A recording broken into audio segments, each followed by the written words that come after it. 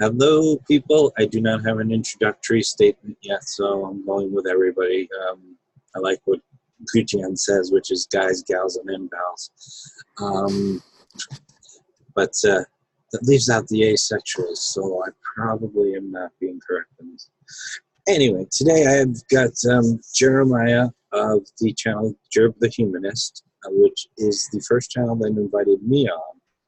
And 2 months later, while my channel has gone through some wiggling, I figured we can come back for an update and find out things about him that we never found out. We never found out on that chat. So if you like, I'll link both the original chat, his channel, and whatever ancillary information he wants to put on there when we start. So, Jeremiah, hello.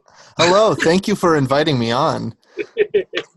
Absolutely. Of all people, you were going to be in the list. Mm-hmm. Initially planned to do this a couple weeks later. I got stuck at the last minute with a cancel again, and Jeremiah was good enough to step in. So I don't have any notes for this.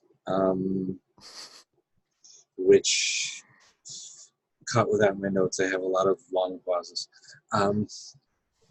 First thing, the one thing I was wondering about is the difference in what you do for a PhD, for your PhD you're working on, Mm-hmm. and how you wound up into humanist philosophy. Mm-hmm. Those are separate but equal questions. Oh, okay. Those are my favorite types of criteria, is that things are separate but equal. Yeah, so I'm currently at the University of Colorado Boulder, finishing up my PhD in chemical engineering. Actually, the plan right now is to defend in December, and defending is sort of like graduation for those who don't know. You know, you put in your work for 4, 5, 6, 7, 8 years.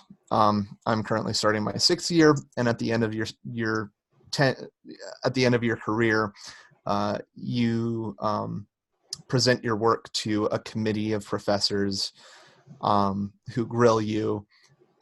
They ask you questions, and it's supposed to be a compilation of all your work.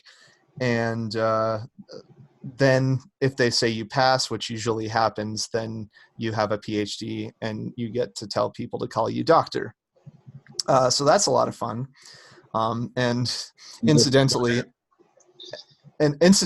like, because of that, and because it's sort of crunch time for me, I'll be writing my dissertation soon, and I'm trying to wrap up some experiments. I've had very little time to work singularly on my channel, so maybe for the next 4 months it's going to be a little silent. So Christie's video hangout with me might be the most recent video for a while, unfortunately. Oh, yeah. I intend to pick it up depending on what kind of job I get later. well, but yeah. You're this is a dumb question. I'm gonna go with it. I'm gonna go with the dumb question because I don't know, so other people may not know. I'm a super genius. They've, obviously, hoi polloi don't know what I know. The so yours is on a particular experiment. Your thesis. I'm sorry. Could you repeat that again? Oh, that's fine. Is your experiment on a particular experiment, or is it a series of experiments that you're working on? Well, so each program will be different, and I think for like a good way I can compare is through psychology, because I know a lot of psychology graduate students. And when they defend, they usually don't have any papers that they've published over the past few years, because psychology takes forever to do experiments. Their experiments are inherently long for the most part. Yeah, that's where I fell down on my program, because I don't have the labs to do it. Yeah. I don't know how the non-sciences work, which is a personal failing on my behalf. But my department has sort of a soft requirement that you have to publish 3 first author papers by the time you defend, and your dissertation, which is the report that goes with your defense, is just an overview of the work you've done in the past. So at this point, I have 2 published papers, that I've put the majority of the work into. So I'm the first author on both of those. I have another paper that I'm another author on, but I did barely any of the work for that one. But currently, I've got a huge data set for a particular set of experiments that I've done, and I'm still working on, analyzing everything. So far, the results seem like they'd be acceptable in any sort of journal. So, like, that's all a long-winded way to say I have my 3rd paper coming out, hopefully in the next by December, and then I'll be defending. And when I defend, I'll be talking about my 3 papers that I've written, all based on different arrangements of experiments. Oh, okay. So, yeah. That's good. I mean, learning how to cook meth in the school lab is probably one of the more important things you need to learn. Yep. Chemistry and chemical engineering PhDs often do get that joke thrown at them. I guess after Breaking Bad came out, nobody trusts us anymore. And labs would be a good place to manufacture that stuff because it's ventilated, and we've got lab coats and personal protective gear. And the nature of labs is that there's such a mess that, even if you had the meth just sort of, being manufactured in front of all your lab mates' eyes, they may not even suspect anything because to them it's just another reaction going on. So you could probably, I don't quote me on this, CIA agents who are listening in, but you can probably, you could probably cook meth out in the open at any given chemistry lab, that you had easy access to. So, well, I mean, they did.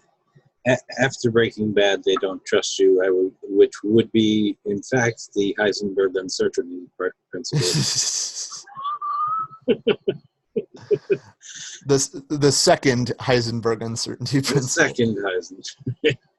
Sorry, that's no, physics isn't my field. Psychology is my field. Mm-hmm.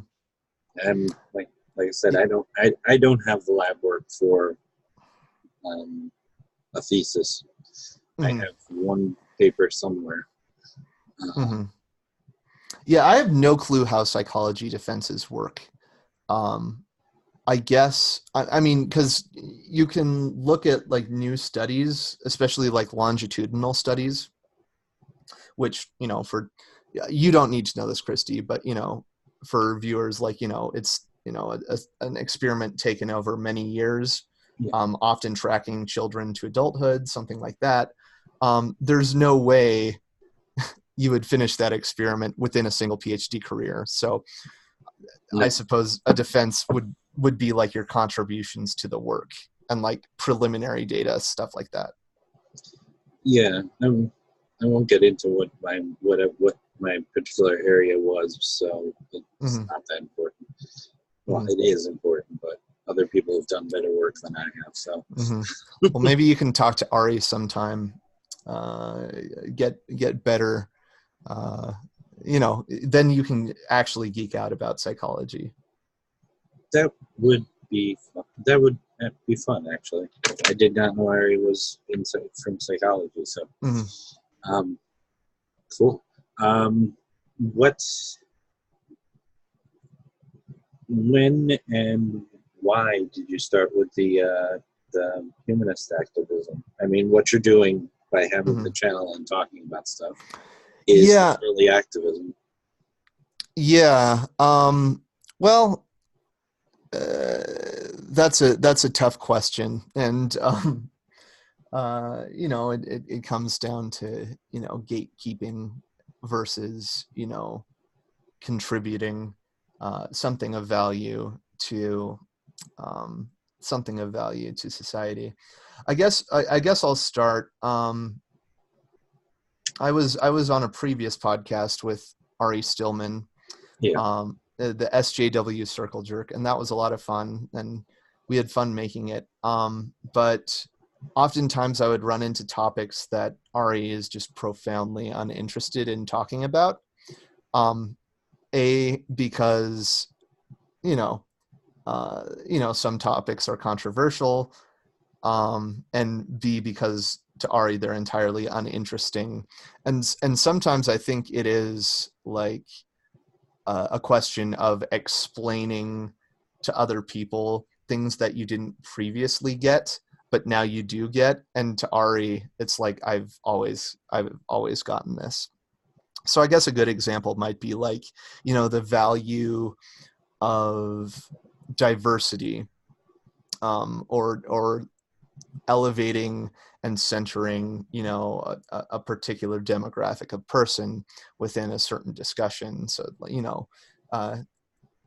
I guess this, I'm not sure if this counts as standpoint epistemology, which kind of sounds like a snarl at this point, but when we're talking about transphobia, you should probably talk to a trans person about it, because they're going to understand what is or isn't transphobic better than somebody who hasn't experienced that before. And it's not that it's not that trans people can't explain why that's important better, but I think there's a certain perspective that very privileged white dudes like myself have grown up with, and we have a certain framework for looking at things. And as somebody who's I'm not going to say I'm perfect, but somebody who's gone through a lot of changes in how I think about things, I know the little wires that needed to be dismantled in my thinking and rearranged, and hopefully I can appeal to somebody who needs those same mechanisms rerouted and something like that. So that was kind of the emphasis. Yeah,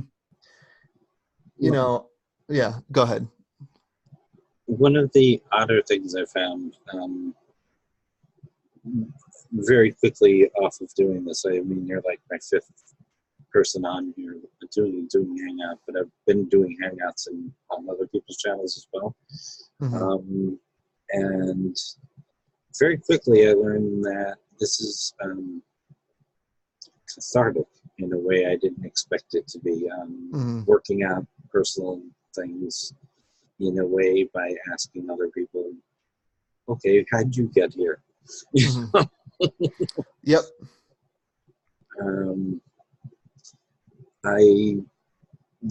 There's one guy, as he goes by progressive liberal, and what we talked about is not what we planned on talking about, and I got seriously schooled through an hour on the air. Mm-hmm. Stuff I should have known. So he was a better ally than I. Mm-hmm.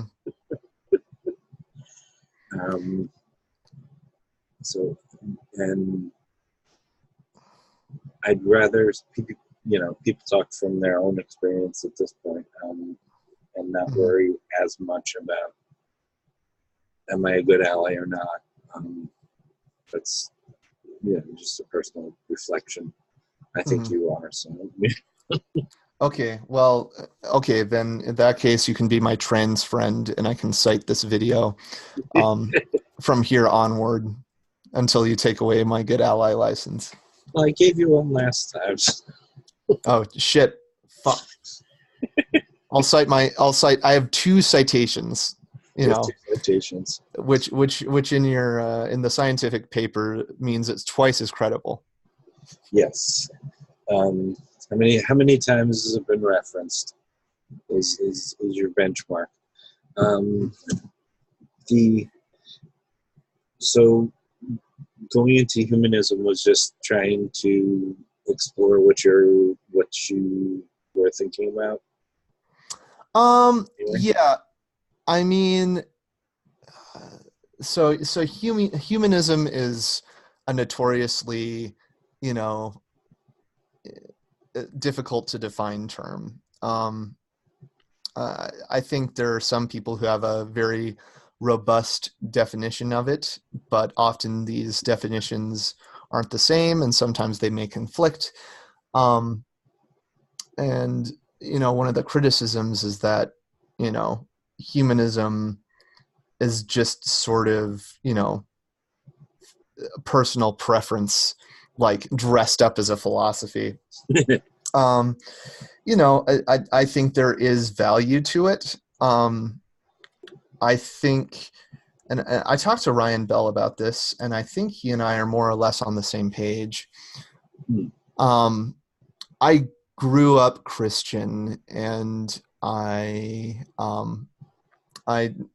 grew out of faith in, let's see, when I was 20 years old. I guess it's going to be around, I think this will be my 7th anniversary coming up, because I became an atheist in September of 2012. So that's crazy. But I think there's a lot within atheist in-group fighting about the value of communities and Sunday assembly and atheist church. And I think, as my politics have become more and more leftward, I've found the value of organizing and getting groups together, engaging in solidarity with each other, having common shared moral and political interests have become more and more important. And I think humanism may be a decent rallying point to focus on, people who identify explicitly as atheists. The secularization of America is overwhelmingly a good thing for a lot of reasons, I think. But yes, one of the reasons I am a little wary is, I do worry that not having these communities is going to atomize us further. There's not going to be like rallying points like during the civil rights movement. Not that people can't organize. I mean, I'm in a graduate student union right now that has nothing whatsoever to do with religion. But, that's just one less piece of glue that, different classes of people have to come together. And I think it is important that atheists, discuss and reflect on and examine, moral, what's important to us morally and what it means to live a good life and what it means for social improvement. And we need more of that. And I think the atheist community has more or less moved on from, making fun of why the Bible is so stupid. But, there needs to be, more material action. And I think communities like that are important. So I guess that would be my pitch for humanism overall. As for its involvement with the channel, I kind of just needed a name. So, and I might have been a religious humanist, depending on how you define it, since forever. So it's like, yeah. The one thing I can't, there's as soon as I mention progressive liberal, I get a notification that he's live right now. Because he's always watching. From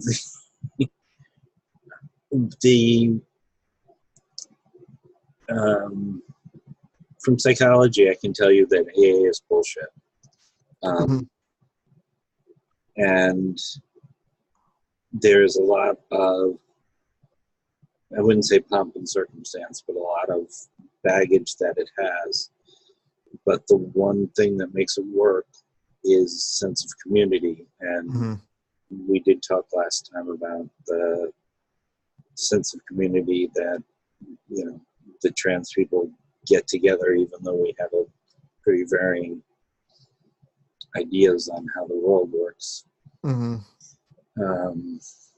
and different backgrounds. But community is very important, and the people who say that they don't need other people are people I don't want to be associated with generally, Mm-hmm. because they're lying to themselves and or sociopathic. Mm-hmm. Yeah, I've thought I've been antisocial for so many years. Um, but as I've had to reflect more and more, I have to think about, how it's very difficult for anyone to come up with any sort of service or product that they can produce for themselves on their own without the help of anyone. And radical self-sufficiently, there's some appeal to, not relying on anyone else in the sense of radical self-sufficiency. Like, you don't have to call anyone to change your tire. If something breaks, like some furniture breaks in your house, like you don't have to pay somebody else to repair it. But, do you really want to be the person who, do you really want to be so radical that you have to learn how to you have to put out your own house fire? Do you really want to be able to repair everything? And what does that prevent you from doing? And there's other things, like epistemologically, it's very difficult to come across throughout your day. The majority of your knowledge comes through secondhand information. You're getting it through the media that's filtered through reporters, that's gotten from other reporters, and we're radically interconnected.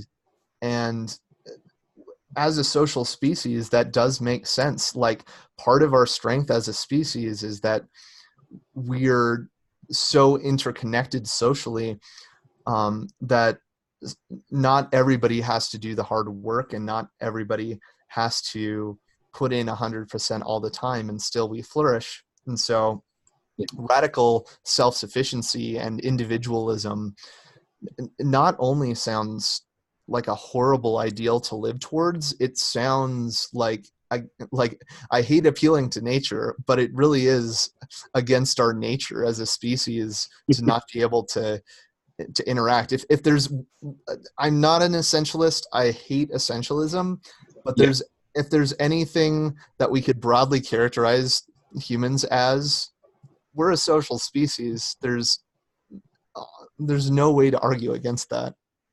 No, there isn't. I mean, I find a great difference between Pete Seeger building his own house from scratch, because he wanted to, and somebody who built his house from scratch because it proved that he deserves his beard and he can, Mm-hmm. his testicles will grow 5 times. Mm-hmm. And I do run across that a lot, and I didn't even buy this sea mug I'm drinking out of. Mm-hmm. It's just, this is a gift. Sure, I take this up. Conditioning. Yeah, I mean, I'm looking around my room and I don't see it. Like, there's not a single thing I've made by myself, and I really have to question, any radical individualist, how, like, could you have gotten anything without, a deep interconnected social structure? Like, we can talk about, assuming the wages you got were earned on your own, on the skin of your own back, etc., which I, of course, dispute. Yes. We can talk about that, but say you ordered a desk on IKEA, you know, the roads still had to be made. There had to be an infrastructure in place, and infrastructure doesn't come from radical individuals. It comes from planning and cooperation. And there's just no way to get around the fact that we are so radically interconnected, and it seems like a fool's errand to argue otherwise to me. No, I've thought, because I'm old enough to have done the duck and cover drills. Mm-hmm. I have often thought whether or not I could be the person standing at the entrance to my bomb shelter with a shotgun, ready to kill my neighbors over my stock of food. Mm-hmm. And I mean, it's a version of what we're used to, which is the trolley problem, obviously. But I couldn't be that person. Mm-hmm. I know, even just in my neighborhood, the people next door, they help me shovel the walk because I'm disabled, so it's very hard for me to do it. But you know, they pitch in, and people across the street who help me get ready for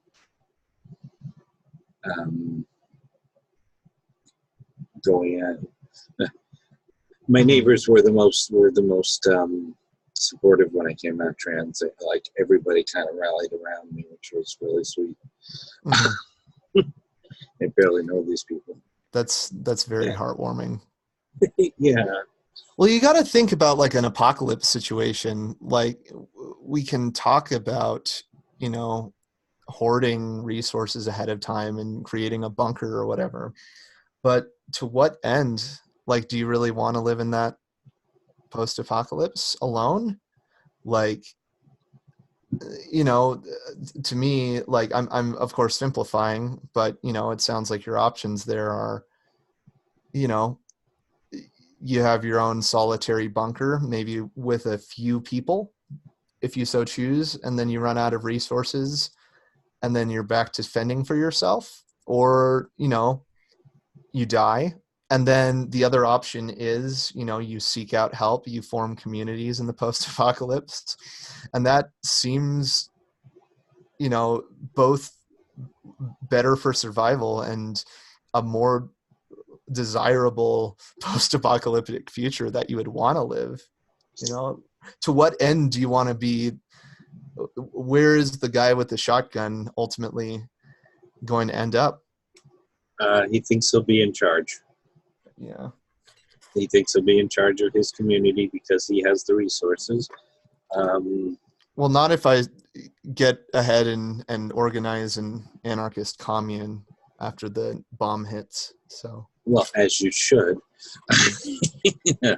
We're just talking practicalities now. When the apocalypse comes in 2022, you know, Mm-hmm. after Trump's second term midterms. Oh, I just said something that made my head hurt very badly.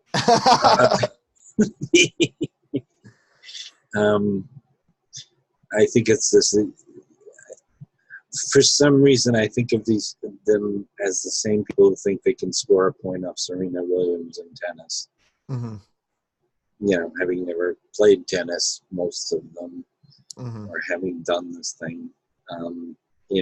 Since I'm a writer, I'm thinking all the people who tell me, "Yeah, I could write a book," and as soon as you say that, I'm like, "No, you can't."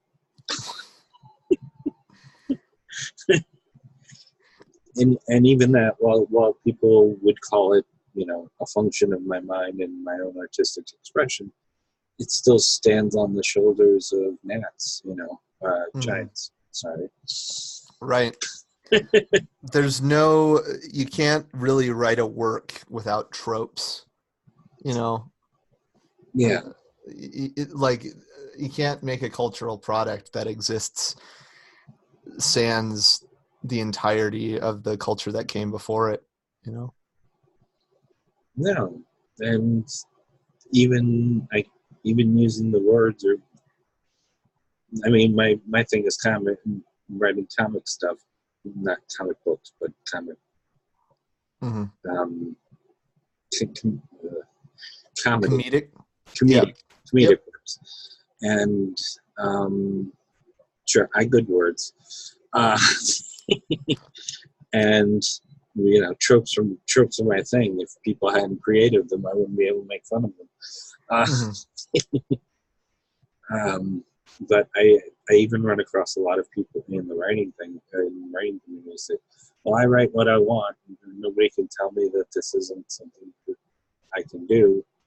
No, they can't, but you have to write in English or whatever your language is. You have to be comprehensible. Mm-hmm. You have to be a member of society to write about society. Mm-hmm. There is no outside observer. Well, Uatu the Watcher, but Mm-hmm. obscure reference. Yep. I should say it's not just for, so-called like fluffy things like art and you know uh, I guess politics, if you want to call it that, like which I think are very important for living day-to-day life. But science is a human endeavor that's ideally very communal. Um, Yeah. there's some sort of tendency about rational free thinkers. Um, Maybe it's like an extreme reaction to groupthink, but I don't think anybody should. There's a sense in which people use the term free thinker such that they think they ought to be radically, their own form of thought should be radically divorced from everybody else's form of thought, and they should arrive to everything independently. And I just don't see how that's functional, particularly because all of our knowledge basically comes to us secondhand, save for very banal things like where am I right now and what did I have for breakfast this morning. You know, science works because we are interconnected. We build off each other's experiments. We ought to consider what researchers in the field are saying and use that in our own epistemology. If you're like, there's no functional way to integrate science into your own perspective without at least taking the perspectives of the people who have been researching things. Like there's no way you can do that. Well, yeah, it's the same with any of the academic endeavors, especially. You're not just doing your own thing. You're studying what people did before, and you're studying what people did now. I may be long out of psychology, but I keep up with the literature, and I try and use it in my life, just because things change. Um, yeah, I'm a good example of things change. Oh, like what? Yeah, up until a year and a half ago, I was a guy. I presented as a guy. One of the oddest things, I'll tell you what kept me from sleeping last night. All right. Seems like a great story. The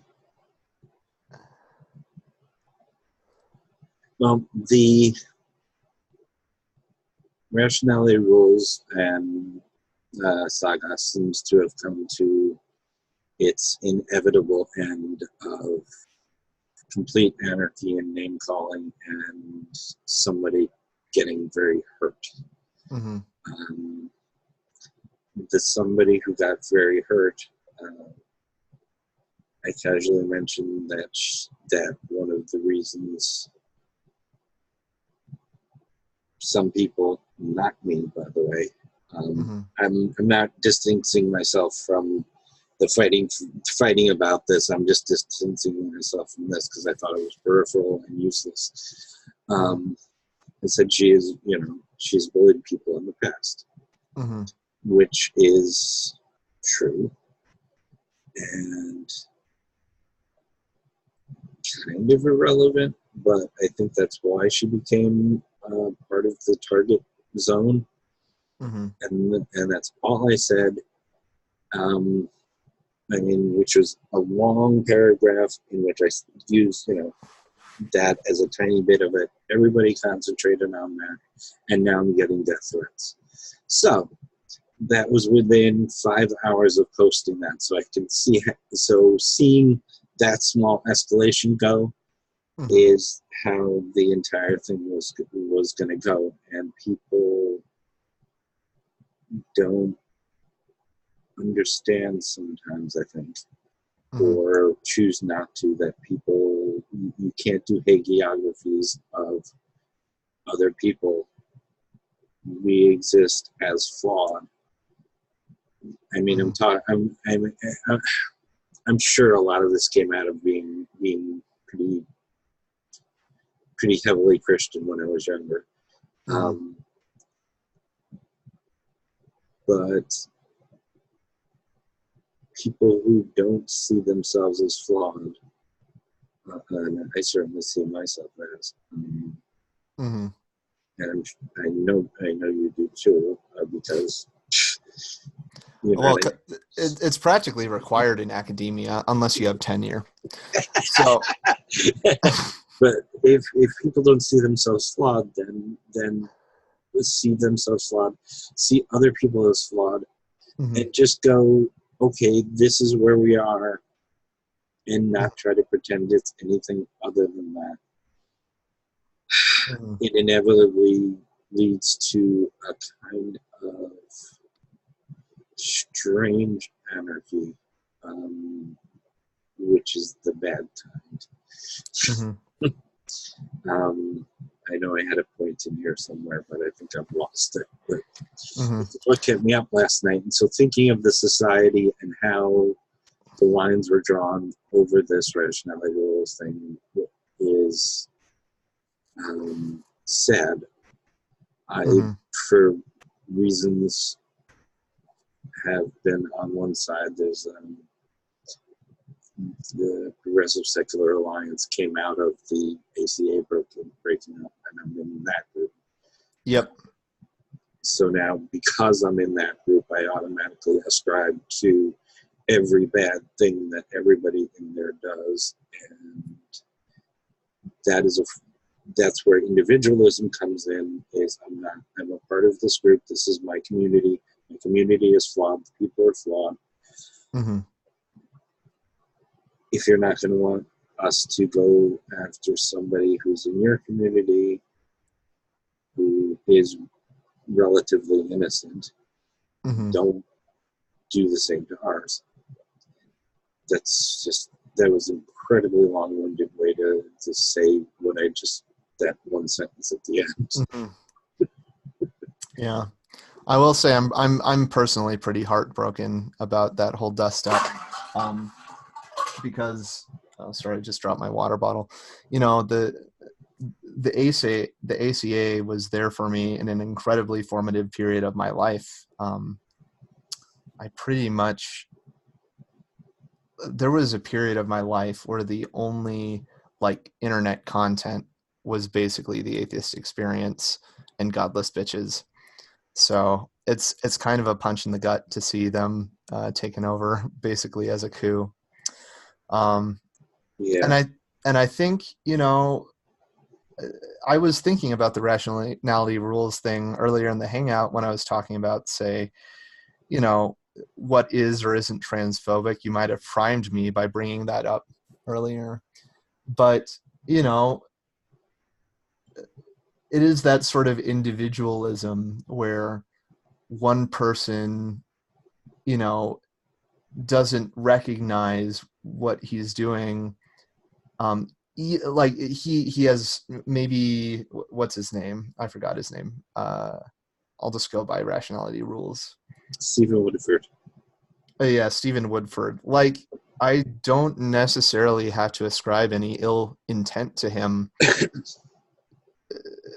to point out, things he may have done or said to, harm your community, the trans community. But there's another part of individualism, which sort of, anytime you're criticized, you make it about you, like your personal failings. And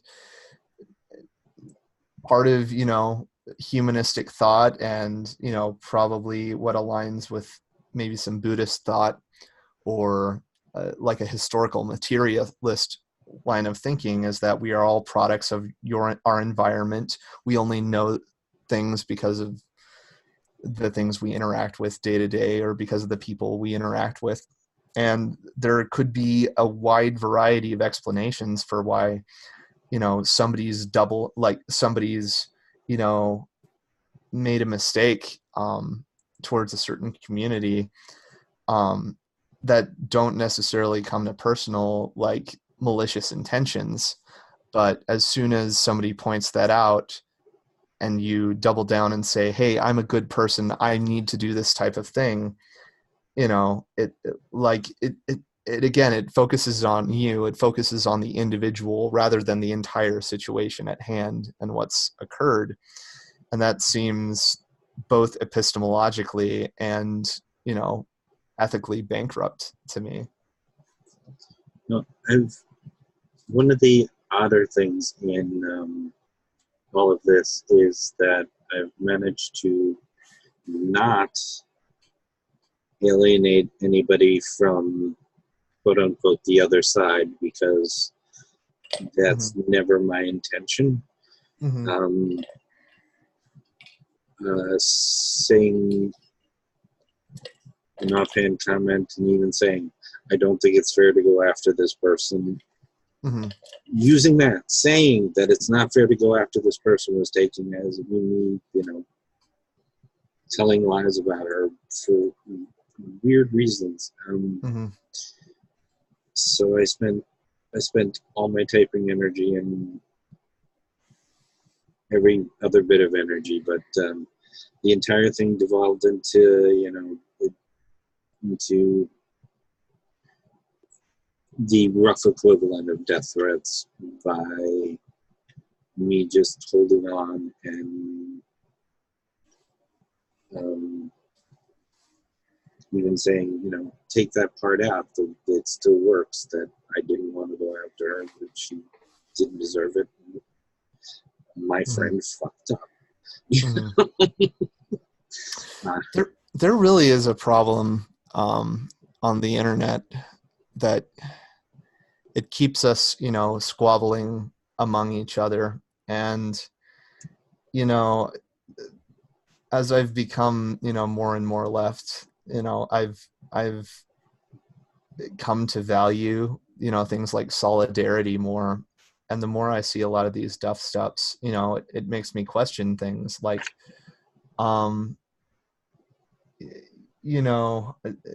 there you may or may not be aware, but there was another transgender internet drama last week. Just a bit, slightly a smidge aware. Yeah. And it really,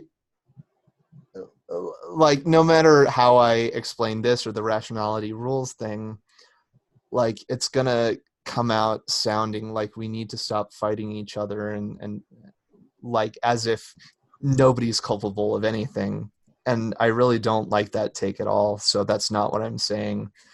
I am wondering how we can overcome these personal squabbles, and it's not just personal squabbles. I'll retract that. I should say, say someone like Stephen Woodford. Okay, like I'll just frame it this way.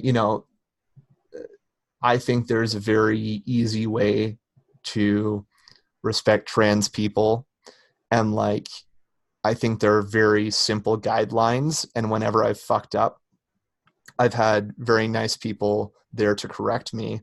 And and when I didn't change my behavior, they've corrected me again.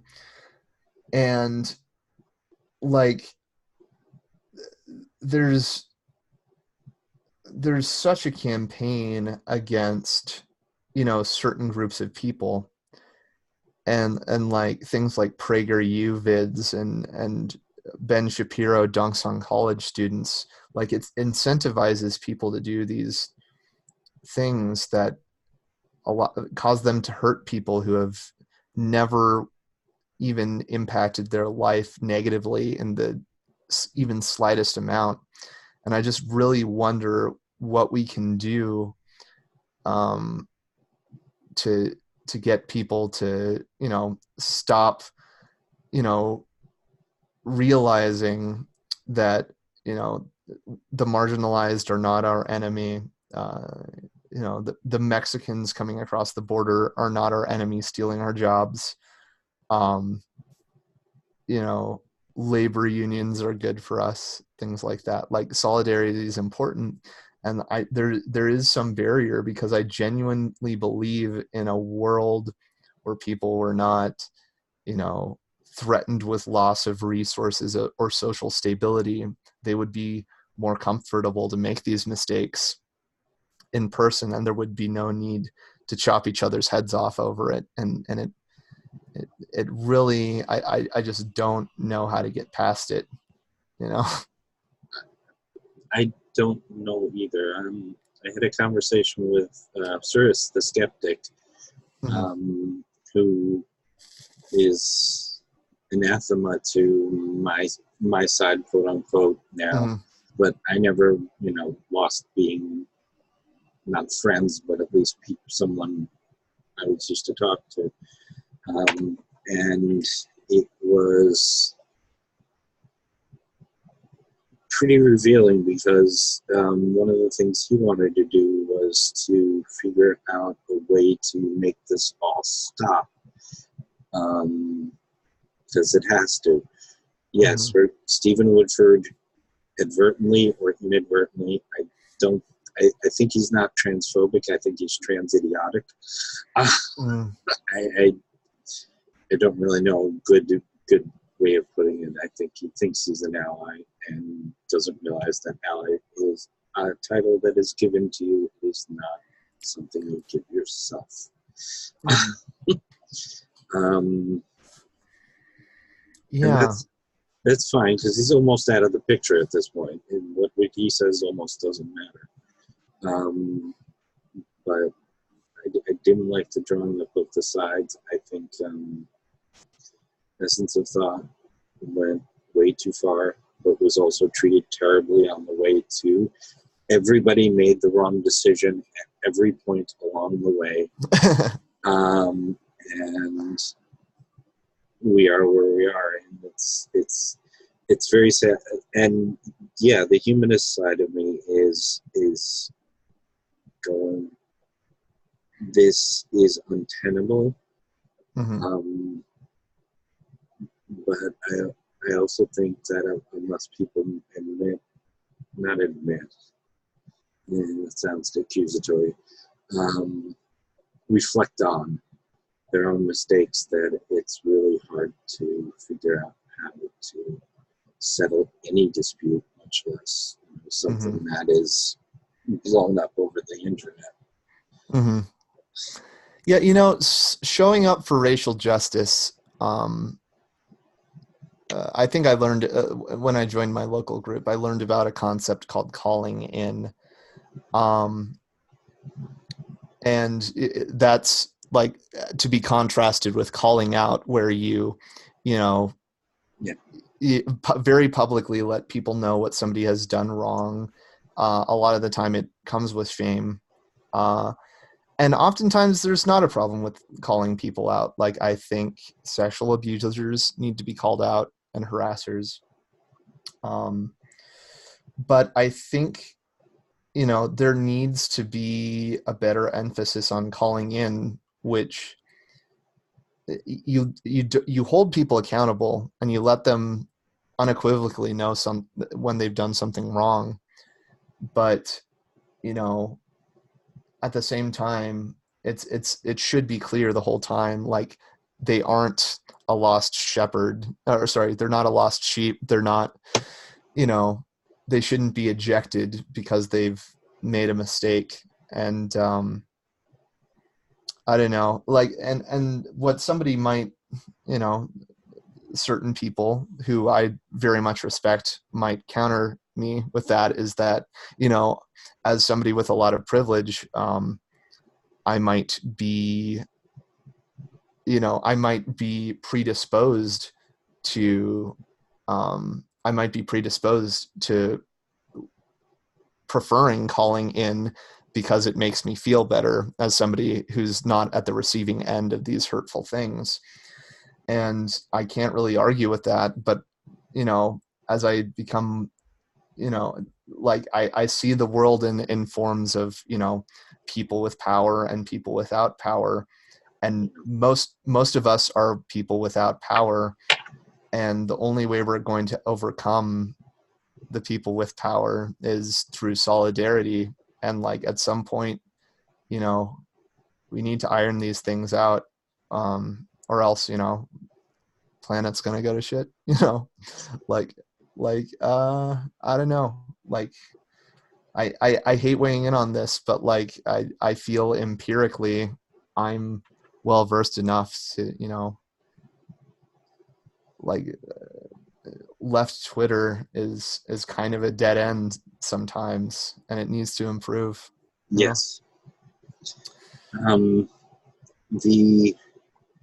I found myself on Twitter, and I had to stop myself more and more just going into trans spaces, which was, you know, oh, you're great, hon, great. You're speaking of Natalie, which was the trans thing we were talking about. I'm sure. She did rather extensive thing on that, on the reinforcement in trans spaces, which isn't always healthy. Like I said, there's a friend that needs to be called out on the bullshit that has nothing to do with being trans, or called in. Every time you say something to her, though, it's like, well, you don't have to be my friend anymore. You never liked me anyway. It's like, no, that's not the point. The point is, you fucked up publicly. Just, that's all I'm saying.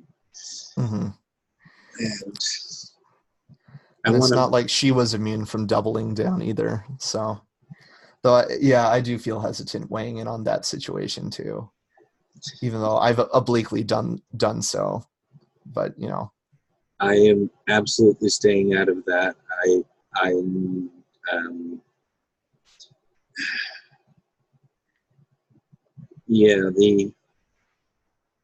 There's only one person on the entire internet who's actually doing some useful work out of that. I'll shout out another YouTuber that has more subscriptions than me, so I'm not sure if this is, you know, worth their time. But Luxander has done some good stuff off of this. Okay, so I'll have to check some of that out. Yeah, I'm very worried about fracturing. To tie it back in with humanism, like, we should stop being so atomized. You know, so, like, I just, that's just how I feel. Like, I feel like I can't weigh in on that because I've seen all these perspectives, and, like, I feel no matter who's, you know, if I cite a trans person, I feel like I'm tokenizing them no matter which position, you know, I decide to cite. So I'm out of it, you know. Well, yeah, I mean, it's not. It's your fight as an online humanist, but it's not your fight in another way. Um, Yeah, and that's kind of, I think, I really should agree with that very strongly. Like, I think my place now has been to, focus my efforts. Well, on my finishing my PhD because it's crunch time, but, yeah, in things that affect me, like the union that I'm like the graduate student union and like my local racial justice group. Like, I don't have to weigh in on Twitter. Like, and in fact, doing so might make the world a better place. Like, do something material, like get off Twitter. Maybe that's my answer to your activism question. Like, I don't care to delineate whether or not something is activism, but I think uh, anybody who's capable should be like putting in the work and making material changes in their community in ways that matter. And you don't necessarily have to weigh in on every blow up on the internet that happens. no, I've thankfully, weirdly enough, mostly stayed out of this. Mm-hmm. You'd think I wouldn't have mentioned it here and there. It's come up on all of these things, but it's kind of just more of a than a concrete what to do, because like I said, everybody made their own decision at every point of the thing, and there was no way this was going to end other than the way it did. Mm-hmm. So I'm not prescient. I just can follow the trend, to follow previous ways this has gone. And those who don't learn from history get a D. Like some such nonsense. Well, I mean, you see personal humanism as a personal thing in direct action, or not direct action, but local action more than broader social action. I'm not sure I'd put it that way. I do think I think largely in terms of politics, we are a little too focused on like nationwide politics and not enough on the community, because the community really does directly impact us the most. And it's where you can have the most impact. Like, if you can organize a union at your workspace, that's a material benefit to the people in your workspace, and you can change that. But I don't think it would be useful to discount, nationwide things. I guess I do philosophically align more with bottom-up approaches to change, which is pretty much that's separate from my humanism. But there are things that are going to need to be top down, like the climate crisis, for example. I don't see how we can get around addressing, renewable energy infrastructure without some broad scale organizing and broad scale change. You can probably put local politics in that, but I am saying that I think it's, if you're not actively involved in broad scale organizing, you can get a lot done locally, and that will materially affect the people around you very well. So I think, well, as a personal thing, I think my biggest problem is that well, it's not a big problem. I work at home. It's actually a good thing.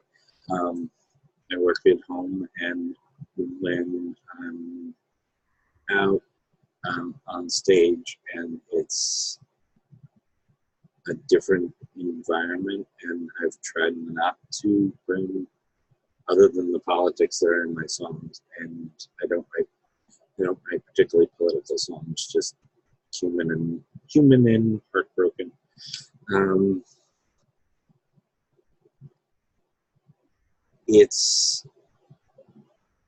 There is a power in being on stage and having that platform that I try very hard not to abuse. Not that many people would listen to me, but I've watched people locally do it. And I'm not calling, I mean, I won't say any names, Rick James, but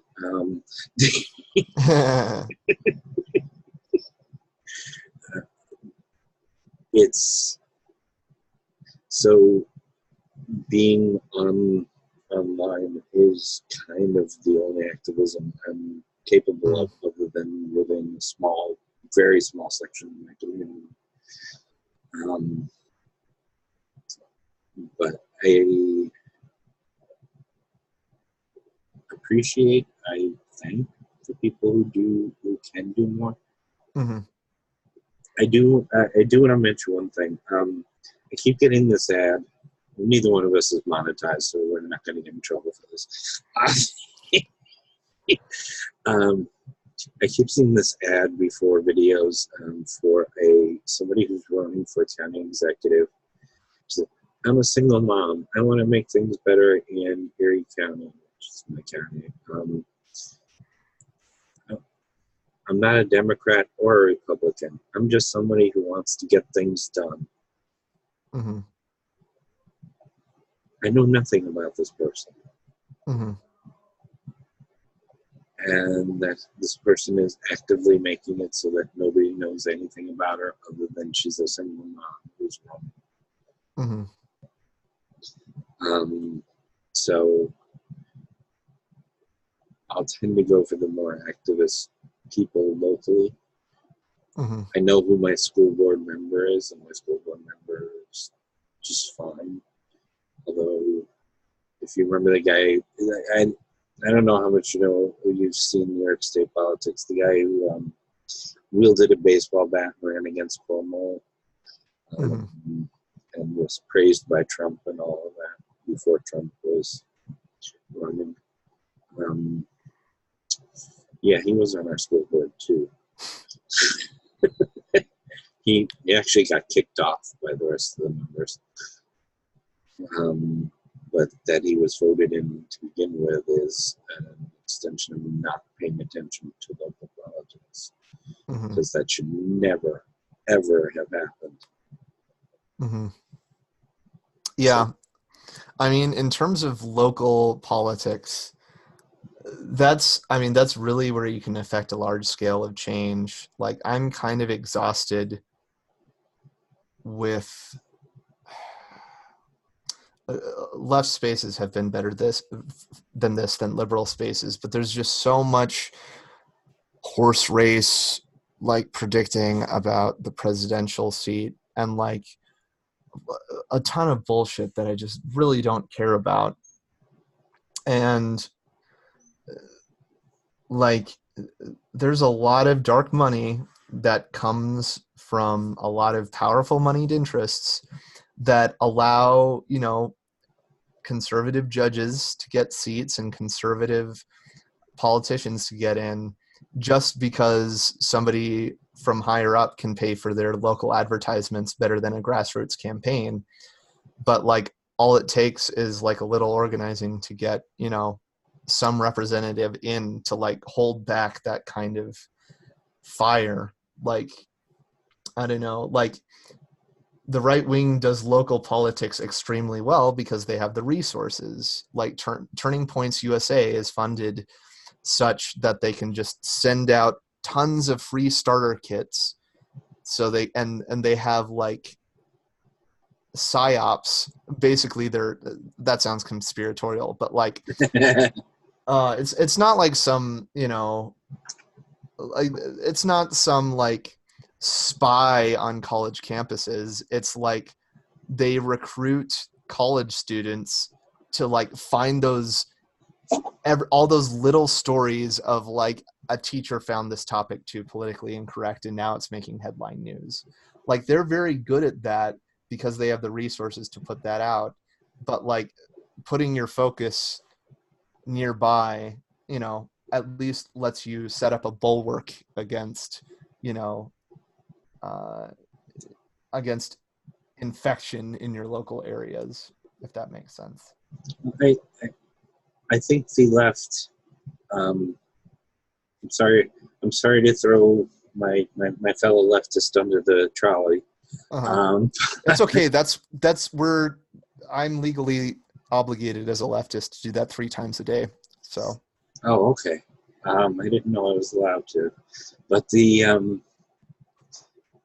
left is constantly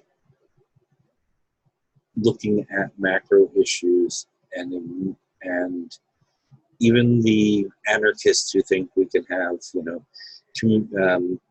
community anarchism and bartering.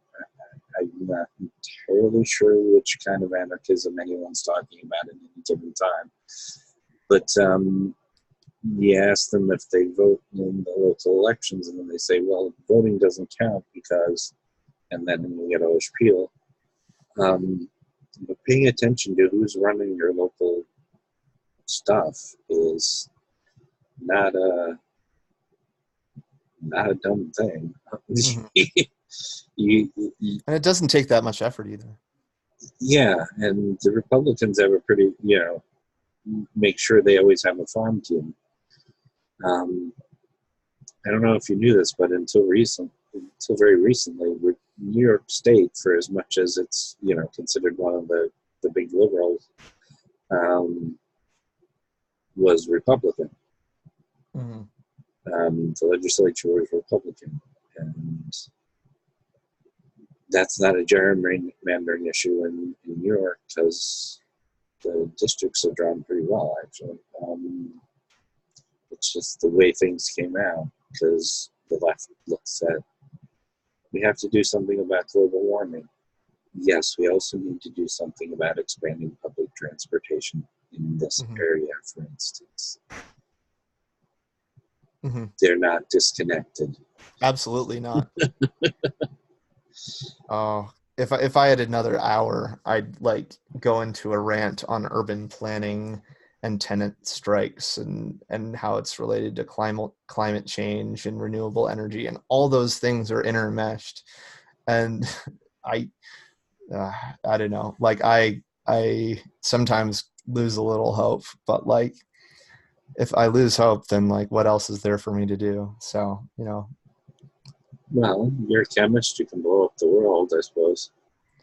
Oh, that might be better off for everybody. I don't know. Our mutual friend Margot is a chemist as well, so I'm like scared of you people once in a while. Well, I just work with DNA, and it's not even like the fun kind. Like whenever I say I work with DNA, people assume I'm curing cancer or making clones or something. And all I'm doing is like looking at the physics of the molecule. That's cool. So I can do basically, here's what I can do that's dangerous to people. I can make a highly corrosive solution that's normally used for cleaning glass, and can probably chew off your hand if you just poured it on you. And that's about the extent of it. I can't make any explosives. So. Oh well. I mean, the best I can do from the psych perspective is make your head explode. Well, I appreciate that you have yet to do that so far. No, I appreciate what you do for your community. I mean, it's again, that's one of the things I get a little cranky at leftist. What little I can do within a small community within my community is what I'll do.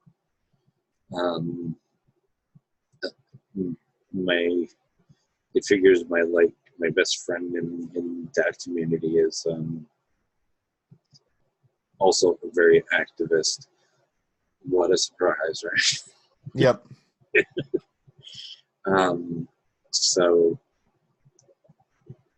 I don't know. I probably should have ended it before I went into this field, but I don't have a good ending to these things. I don't have an opening tag. I don't have an end tag. Everybody needs one of those. Well, we ended on our skills, which are making corrosive acids and making people's heads explode. And I think the note we can end on is that that's pretty fucking cool, and we're pretty badass. And so, Well, yeah, I'd like to think so. I just get speaking when I said that this thing never stopped last night. I just got another comment on it. It's like the while I wouldn't read the whole thing, it just starts with, Christy Abbey, I don't know you, so I don't know if I like you or not. It's like, you've been beating the hell out of me for 12 and a half hours now. So I don't care if you like me. mm-hmm. That is, you and I both got the same thing out of Christianity, I think, which, or maybe didn't come from there, but I have the belief that everybody is redeemable. Mm-hmm. And I'm for it. And that fuels what I do. From what you were saying, that fuels a lot of what you do as well. Yep. And I will probably continue to believe that despite all evidence to the contrary. That is a good place to end on the optimistic note. All right. All right. I will see you online all over the place, I'm sure. Absolutely. Thank you so much. Like, I was super happy to catch up with you, Christy. Oh, absolutely. It means a lot. Yeah, it means a lot to me too. I didn't realize it was only 2 months ago. It seems like forever. You know, I've been focusing so much on my work. It seemed like nothing. Time's moving too fast, but that's probably what happens when you're in crunch mode. So, yeah. Well, I got to be crunch mode on the next novel soon, so I get you.